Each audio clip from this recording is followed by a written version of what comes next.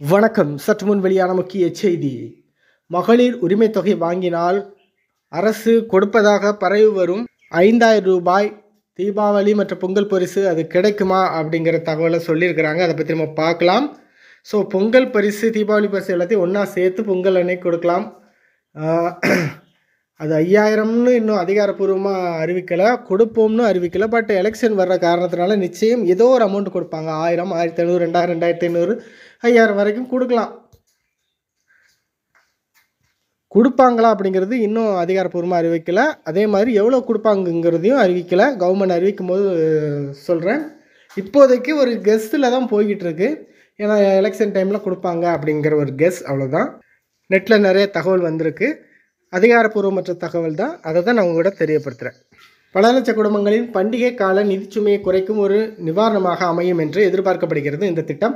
இந்நிலையில் மகளிர் உரிமை தொகை பெறுபவர்கள் இந்த பரிசு தொகை கிடைக்குமா என்ற கேள்வி பலருக்கு எழுந்துள்ளது.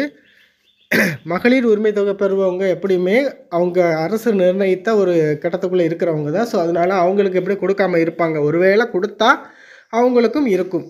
இந்த ரூ. 5,000 பரிசு அனைத்து ரேஷன் அட்டைதாரர்களுக்கும் கிடைக்குமா என்பது குறித்து அதிகாரப்பூர்வ அறிவிப்பு வெளியாகவில்லை.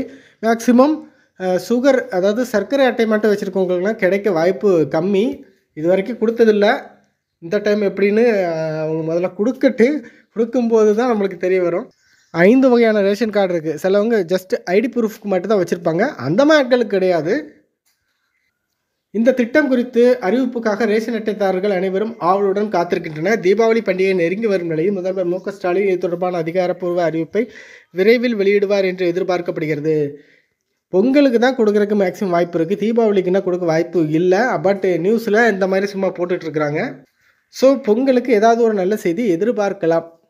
கவர்மெண்ட் அதிகாரப்பூர்வமாக சொல்லும்போது நான் தெரியப்படுத்துகிறேன்.